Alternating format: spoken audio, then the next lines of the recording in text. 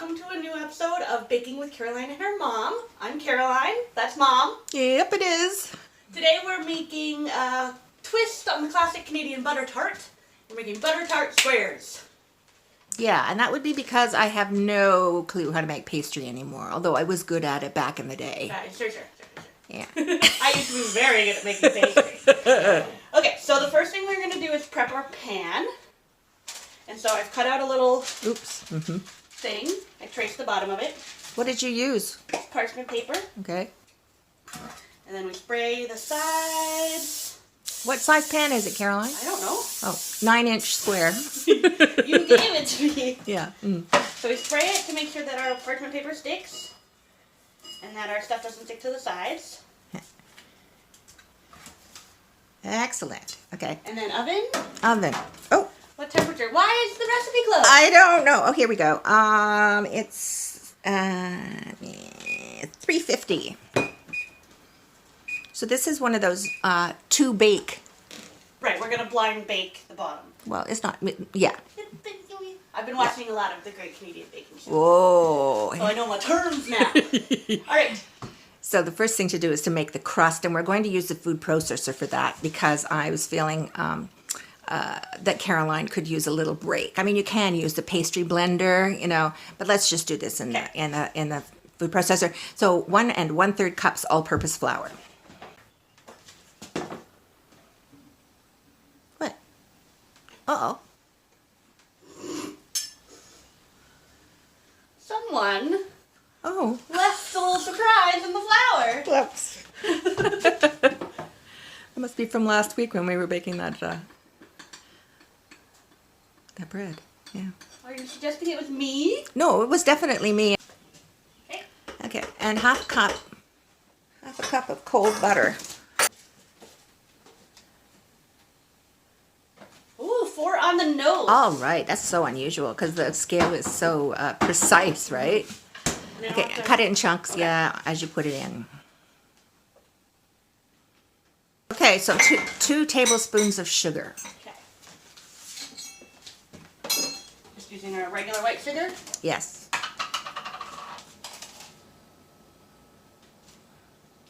And guys, always double check that it's sugar and not salt. Yes. Remember the time? It's one of the tricks of nature that salt and sugar look exactly the same. Remember the time that I prepared a great big bowl of beautiful fresh strawberries and everybody went, ah! Yeah, I do remember that. Okay, so we're putting the lid on. Good. Okay. So, on and pulse. No, a little longer.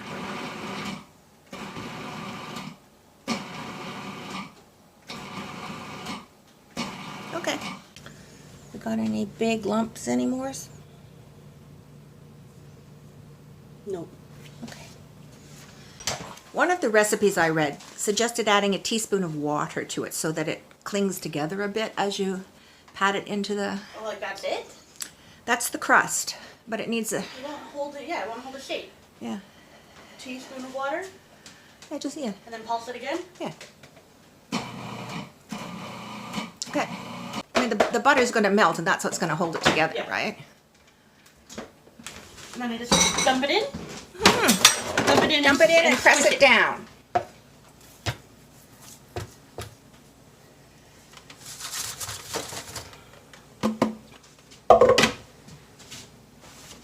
Here we go. My fingers are wet.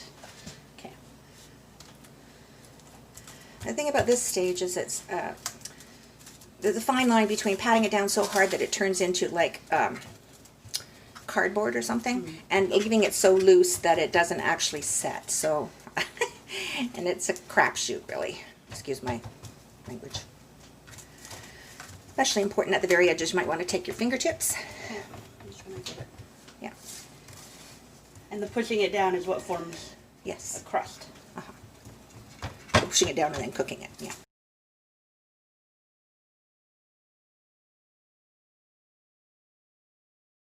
Yeah, not using a lot of pressure. I'm just going over it a lot.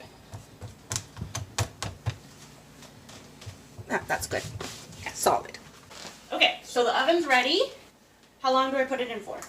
Good question. Thank Thank you. While you're putting it in, I will check. 10 to 13 minutes. Try 13. Well, try 12. I always aim for a happy medium. Yes, in between. So now we're going to make the filling. 2 eggs. 2 eggs. Our last 2 eggs. Oops.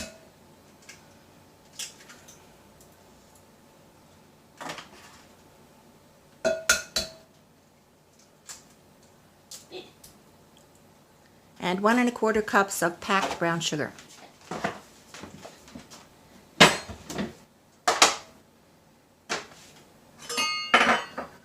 That is a lot of sugar.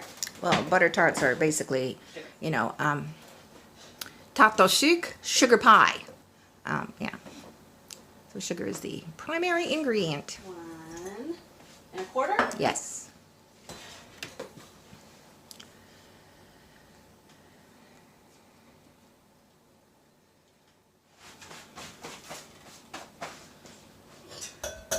It's like sand. I hate it. Then, Whisk them together. yeah, whisk them together.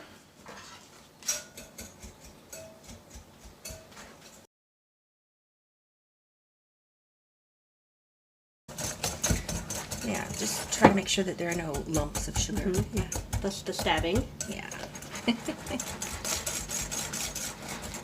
What do you think? Looks good to me. Looks good to me too. Okay. Okay. Now we're going to add the rest of the ingredients, which consist of, and let me see, 1 teaspoon of vanilla. A giant bottle of Mexican vanilla.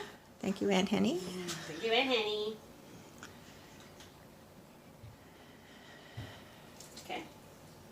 And a tablespoon of vinegar. I chose cider vinegar because it's fruity. It feels desserty. Why? Yes. What do you think the vinegar's for? I don't know. To cut the taste of the sugar. I guess if it's sugar by itself, it's like too much in your mouth. Okay. So the vinegar kind of calms that down a bit. Yeah, and that's the thing, like, the flavors next to each other are what create Deliciousness. Right? Like salty and sweet and sour. Yeah, that's right. Now, this recipe doesn't actually call for it, but I suggest putting at least, I would say, a large pinch of salt in. Because that's the other thing. Salt Salt is really important. Yeah. brings out It's a flavor all... enhancer.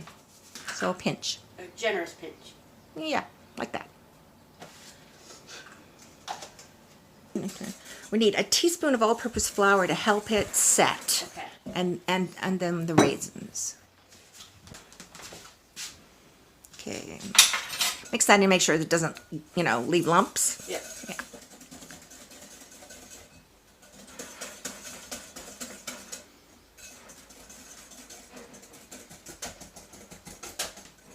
All right. Okay. Okay, so the final ingredient is the raisins. I know you're not a big fan of Mother raisins. insisted on raisins. But you can put in raisins. Yeah, well. What's a butter tart without raisins? So I guess it's still a... Okay, but you can put raisins in, you can put nuts in, you can put raisins and nuts in, pecans or walnuts. Yum. Going crazy. Oh, we can share them as usual with the next door neighbors. Yeah, our next door neighbors have started to really love us, right? Well, Yeah, I think they liked us a lot before, but... You think that if they didn't get treats on Wednesday, they'd go through withdrawal? So now we're just waiting for the crust to finish pre-baking. So it beeped. We think it's good. I'm going to take it out. You guys can have a look. So it didn't really change color at all, but it did pull away from the sides a little bit. That's right. Yeah. Okay. Okay. Now we're taking our mixture that we made earlier. And you'll need a spatula. And we need a spatula. And we're pouring it on top. Yes. Oops. Tricky with the raisins. I don't know if you can even see that. There we go. It's not as much as I thought it would be.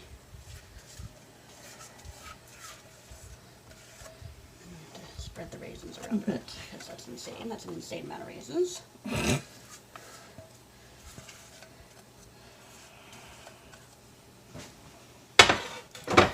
Now we're just going to spread the raisins out because they all sink to the bottom. And congregated in the middle. Good? Yep. Okay. And then I'm just going to give it a little shake to make it settle. And then we're putting it back in the oven for 25 to 30 minutes. We're going to time for 25, check it, and then we'll see. The test is it set and golden? Because you want it to have a nice golden crust on the top.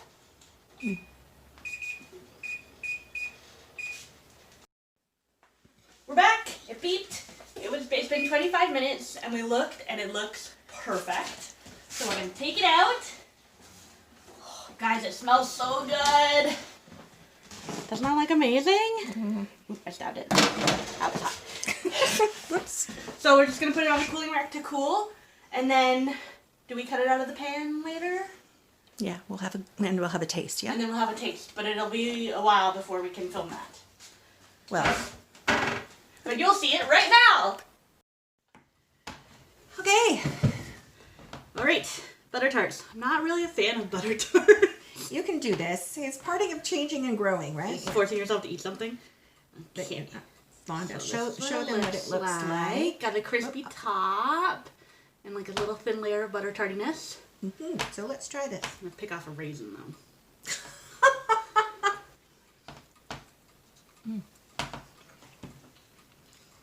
Is that what butter tarts taste like? Yeah. It's got a lovely, crumbly, rich The base short is really bottom. nice. Yeah. Yeah, like a shortbread. And the filling is a tiny bit gooey, which is what you want in a butter tart. And yeah, I would say that this is successful, even though Caroline's not a fan. It's all right. Yum. To try this. Let us know if you have any suggestions for things that we should make. Thanks for watching.